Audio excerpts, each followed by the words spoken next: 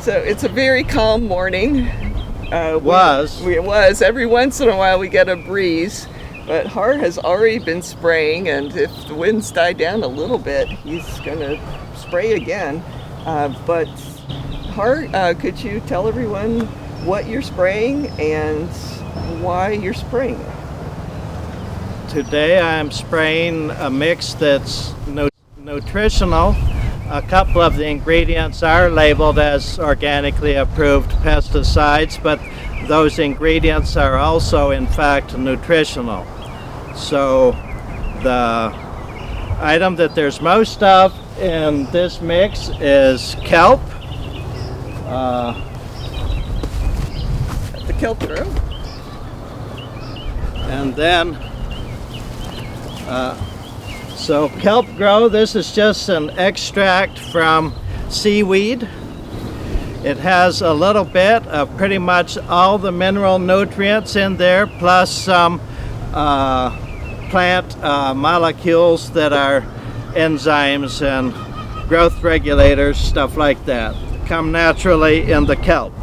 And then the next item is this potassium silicate, which is a fertilizer, but it's also labeled to slow the growth of fungi. So this particular product, called Sil Matrix, is labeled as a fungicide pesticide, but it's approved for organic use. You can see the OMRI here on the label.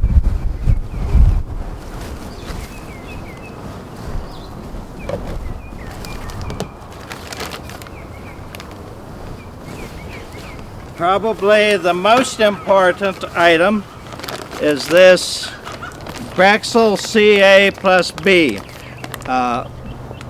Brexil is just a brand name. It's a company over in Italy. CA stands for calcium and the B stands for boron. So the calcium here is chelated with a lignosulfonate, and that is National Organic Program compliant. Does not have an OMRI label, but it's still organic.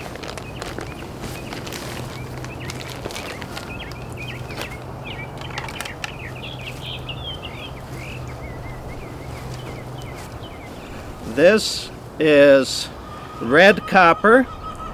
That's the colloquial name for it. It's cuprous oxide, and the brand name is Nordox 75. Nordox 75 is labeled as an organically approved pesticide for fungicidal use. But red copper is also a very slow release copper fertilizer. So we're hoping that having this in the surface of the leaves and the fruit will slow the germination of fungal spores, and we're hoping that it will penetrate as fertilizer into the leaves, because lab results did show the trees here as being insufficient in copper.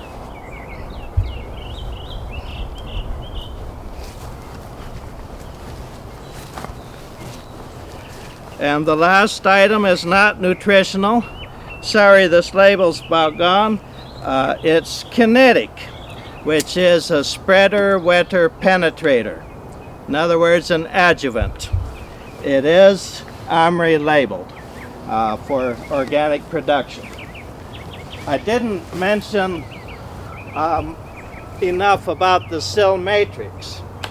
Besides making it difficult for fungi to penetrate, potassium silicate makes leaf surfaces harder against sunburn, against windburn, against any kind of rot.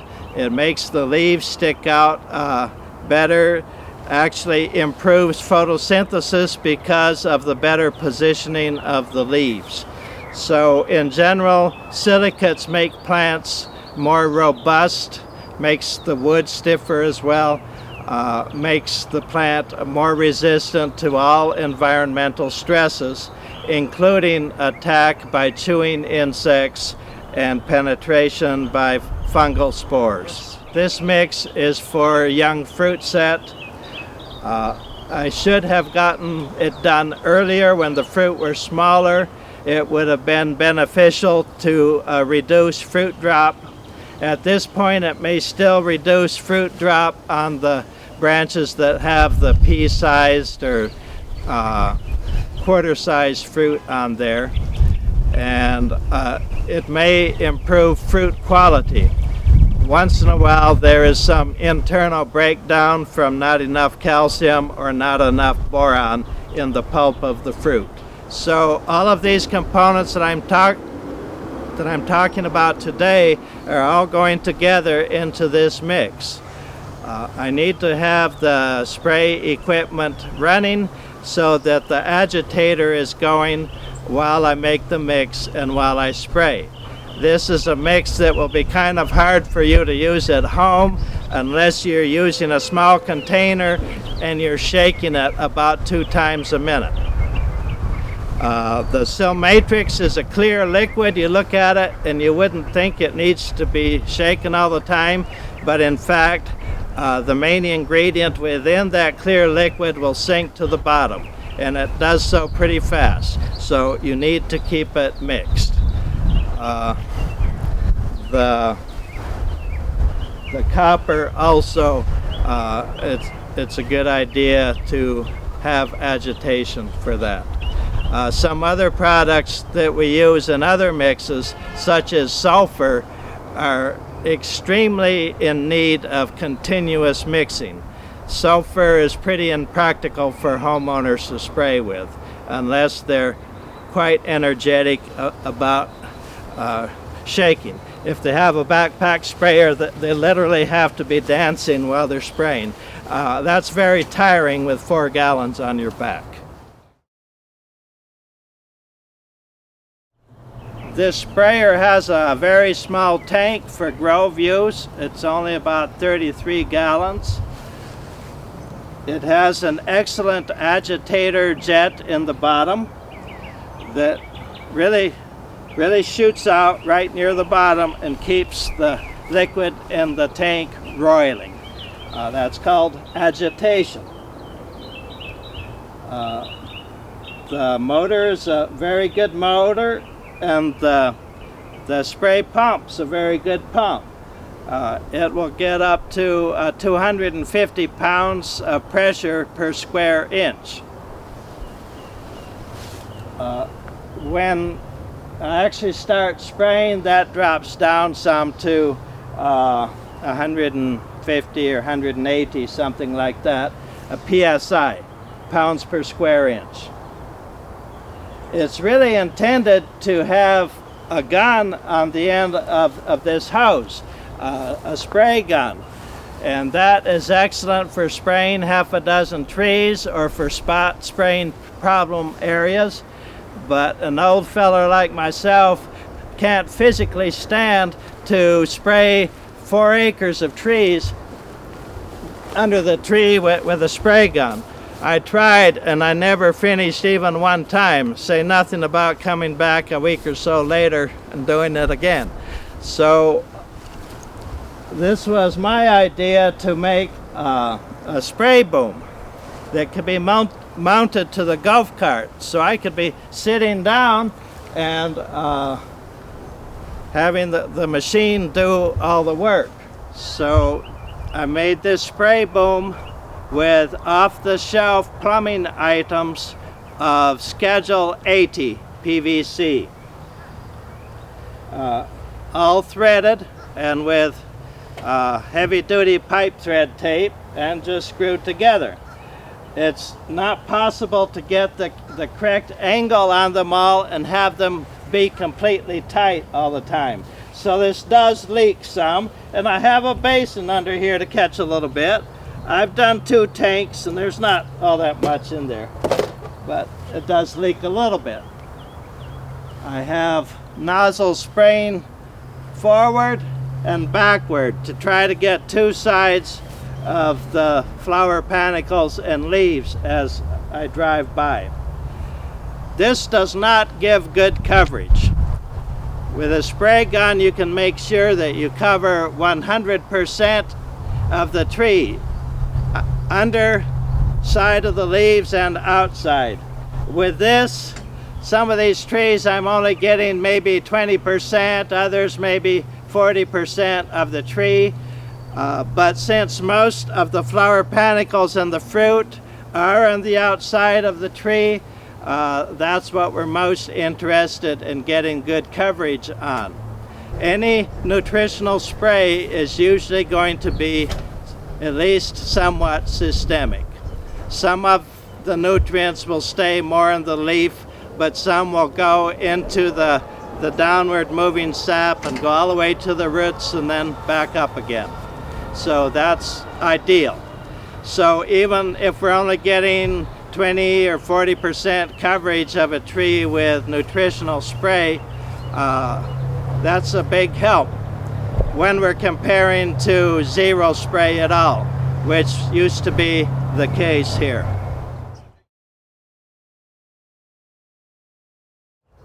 The question is, what time of year am I spraying the most and for what reasons? Fact is, I should have been spraying much more than I have.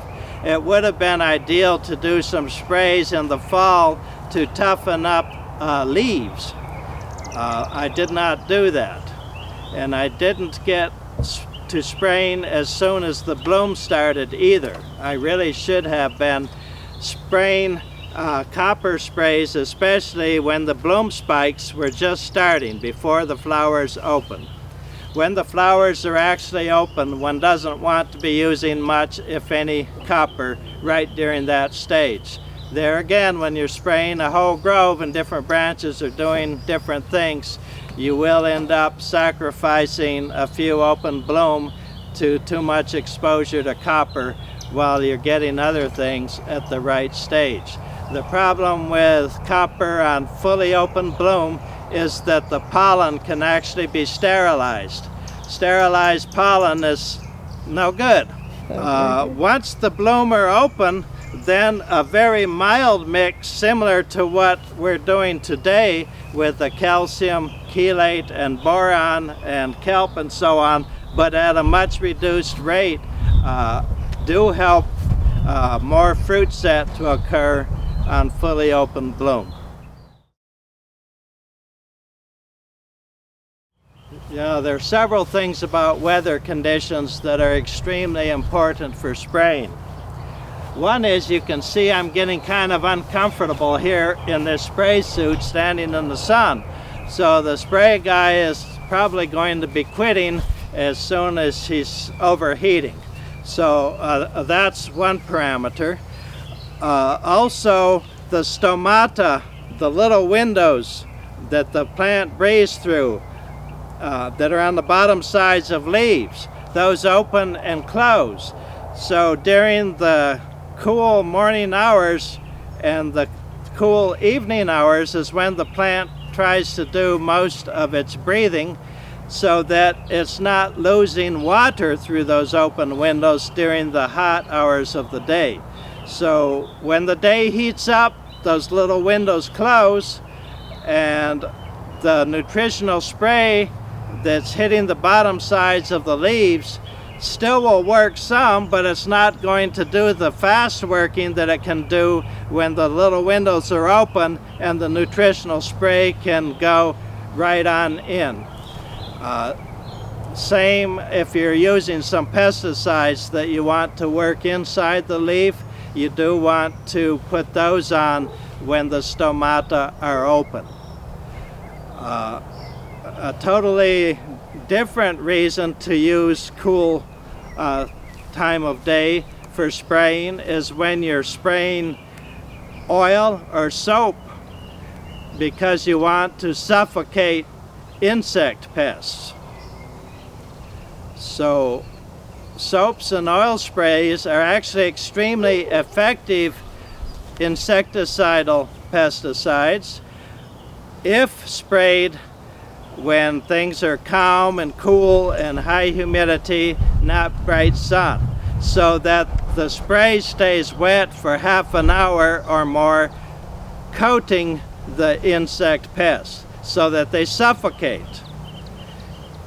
A lot of people have tried neem oil or other oils or soaps at entirely the wrong time of day, and immediately they observed that it didn't work.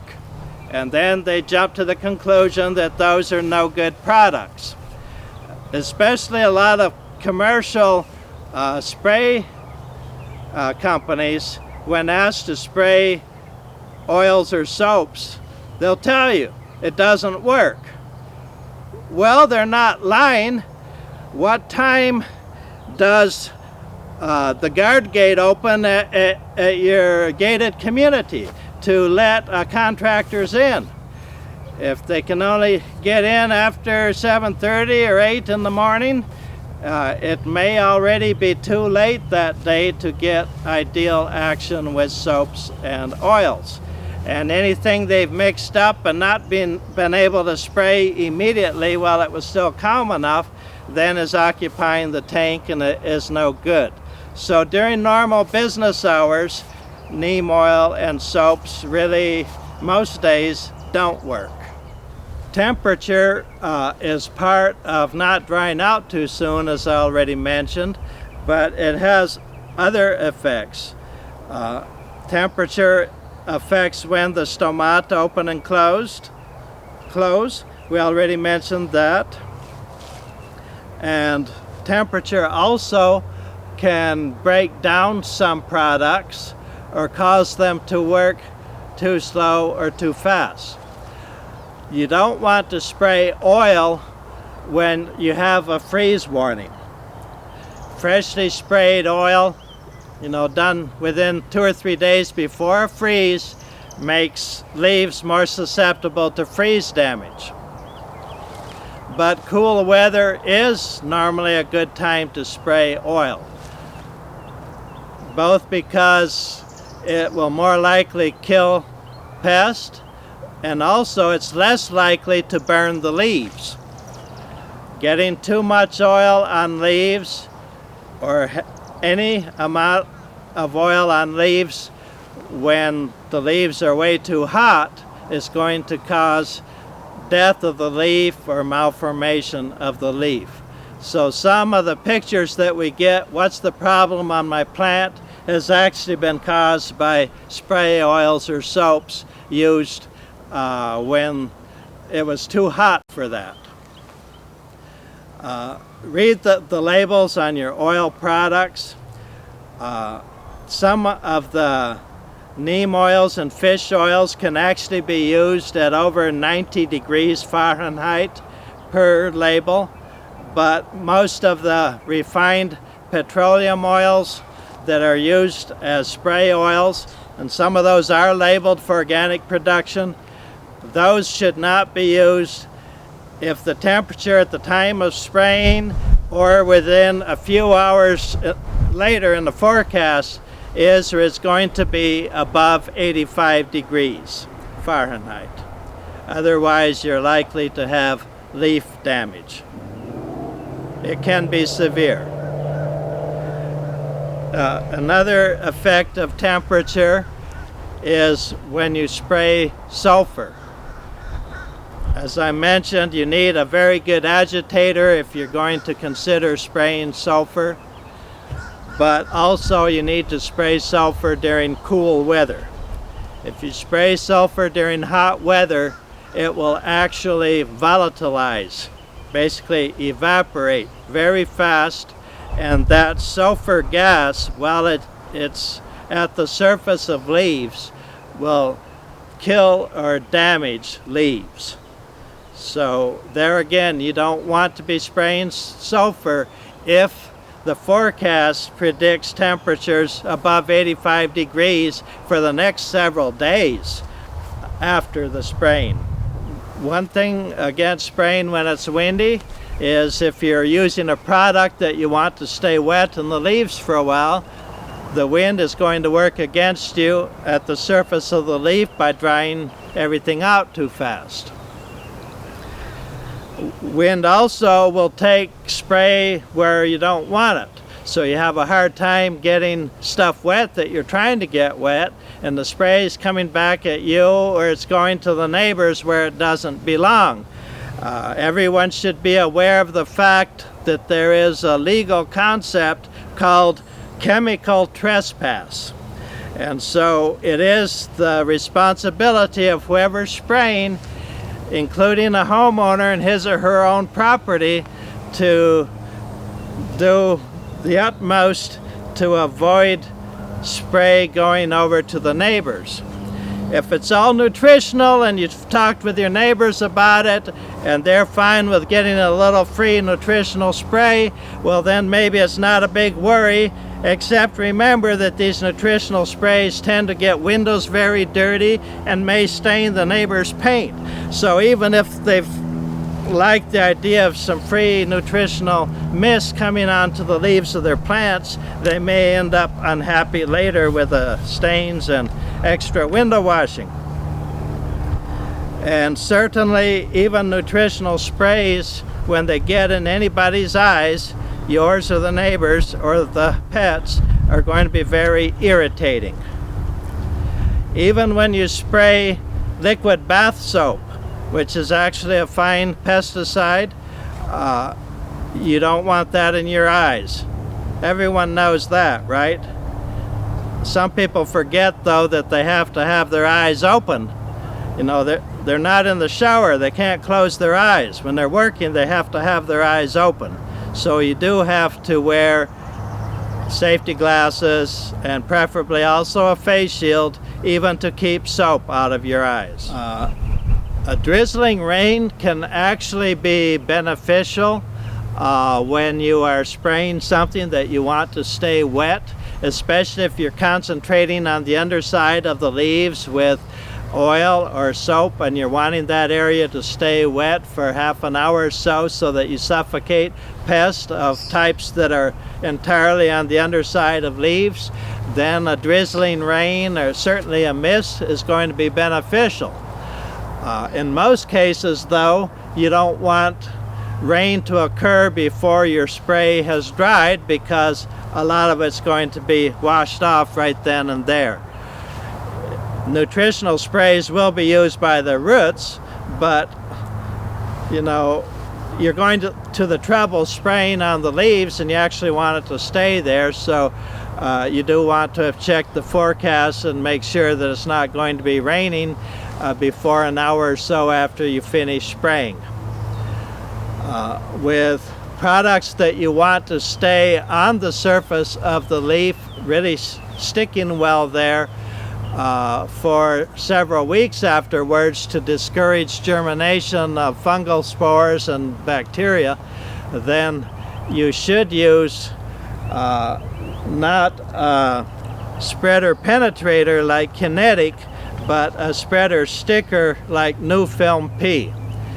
And there again, you don't want rain to occur until the product is well dried, stuck onto the leaves. Remember that any product that is labeled as a pesticide and is a registered pesticide with the Environmental Protection Agency, you'll find that small number at the bottom of the label.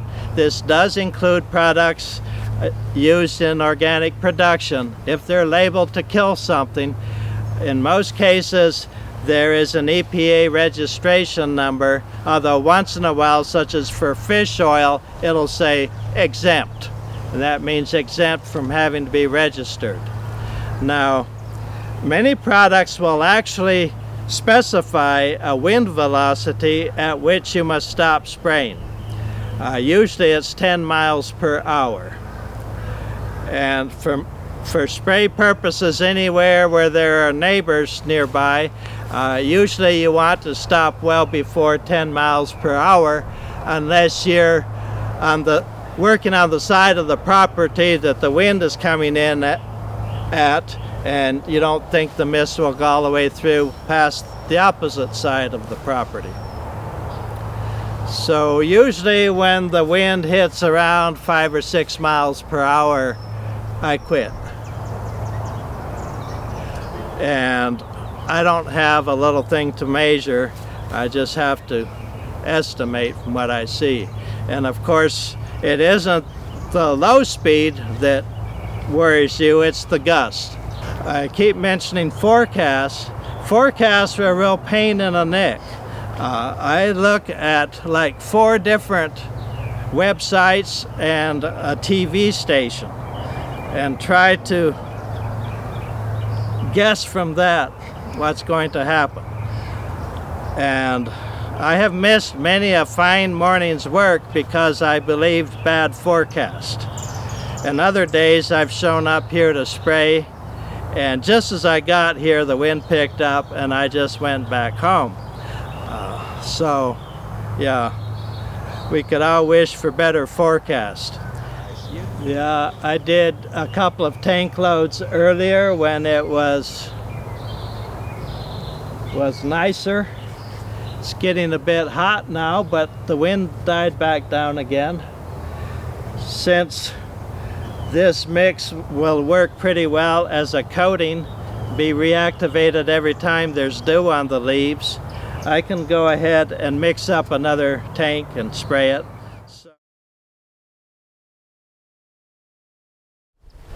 So this white thing is a painter's suit. It also works for any pesticide that the label doesn't require a waterproof suit. For some pesticides, you have to have something better than a rain jacket, you know, a full suit. We don't use anything like that here, but always read your labels. That is a legal requirement. There's nothing that's better insurance for your health than safety glasses, gloves, long sleeve shirt, long pants, closed shoes, and preferably something like this to keep your clothes from getting all stained. And you don't want to smell like fertilizer. You don't want to be itching from fertilizer. You don't want to be covered with liquid soap that then dries on you. That's very irritating. You never soap up in the shower and then just walk out, right, without rinsing. It's not a good idea. It's very unpleasant. So just keeping everything off you is a good idea. This is not intended for spray purposes. This is an electric lineman's broad brim hard hat and face shield. I do need a new one. This one's coming apart, but it still works pretty well. Always in conjunction with safety glasses. Now, a lot of people think that the closed spray goggles are better for you, and some products actually require it. You may want to avoid those products because spray goggles in this weather that we have around here with high humidity almost always fog up within 3 or 4 minutes, and then you take it off because you can't see anything. So you need to have something that breathes enough so it doesn't fog up. Also, spraying when the sun isn't hitting your glasses helps to not fog up as soon. So if you must use actually fully enclosed spray goggles, well then you'll need to do it before the sun's shining on it.